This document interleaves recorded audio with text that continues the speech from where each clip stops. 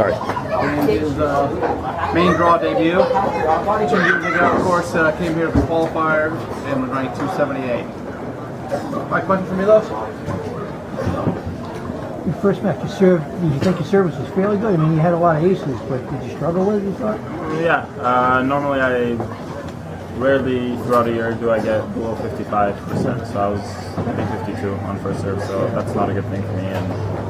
But it was good enough to get the job done. Is it a matter of survival out there after the first set? Yeah, it's just doing what you got to do to win and give myself the opportunity to play better tennis tomorrow. Milos, what did you think of the surface today? The surface is tough. There's a lot of tricky bounces. It's more an old style grass court. At the same time, with a lot of maybe unexpected bounces. So sometimes a really routine point can become a lottery point really quickly, and you have to stay. You can't really give up too many points because one bad bounce can really change everything so quickly. So you just try not to get yourself in trouble. Thank you. When you broke him at 5-5 in the third set, you showed a lot of emotion. Was that obviously that's a big break right there? Yeah, I was holding. I can hold pretty well, and it's a lot nicer serving for the match rather than having maybe to play a third set that way. How does grass rank with the surfaces that you like to play on? I think it's a different question liking to play on and which surface you're better on, but.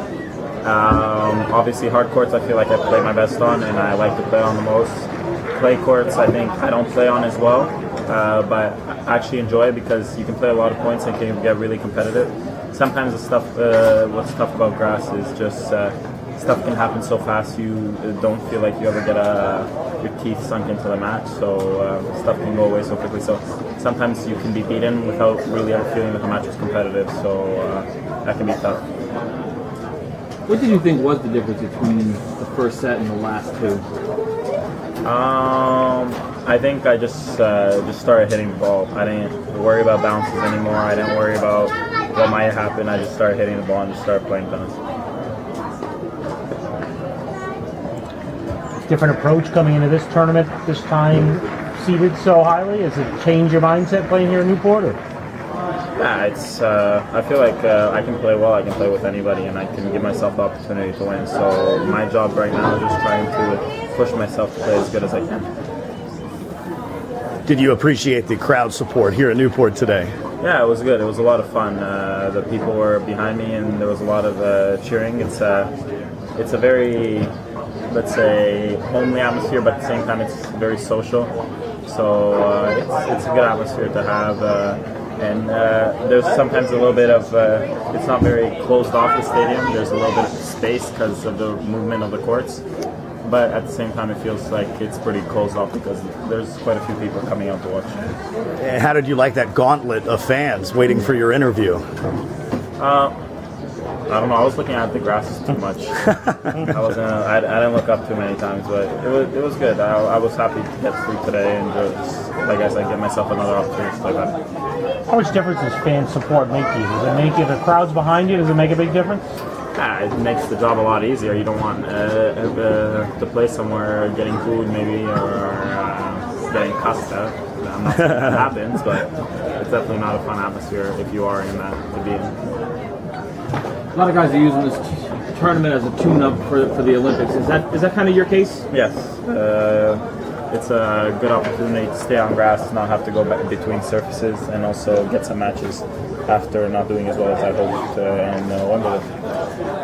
You know, you said that your hard court is your preferred surface with the Olympics being at Wimbledon this year, though. I mean, you know, how are you going into that tournament? Obviously, you know, hallowed ground there, you know, but it's not your preferred surface.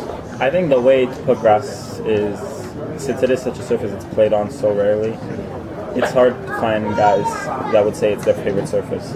I just think for me, I not dislike it, but I feel less uncomfortable on it than other guys. So I think that's the way to look at it. What does it mean to you to be an Olympian and play for your country? No, it means a lot. It's a great thing. It's a great opportunity. I know I've talked with former Canadian iconic athletes about this, and they say it's one of the best experiences they have.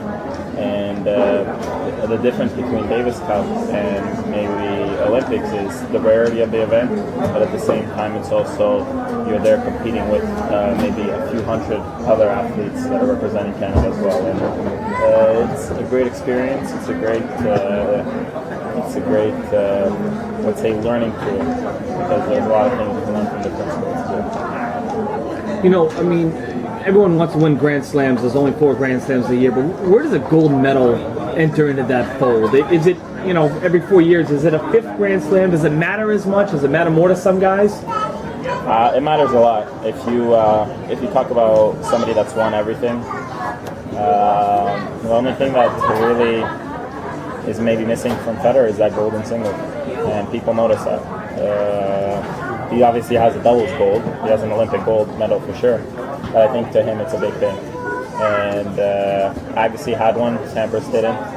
I think it makes a big difference. What are you hoping to accomplish the Olympics? Are there any goals that you want to be able to do? Hopefully I can bring a medal home. How about that team atmosphere? Like you said, you mentioned being part of all these other Canadian athletes. How special would that be?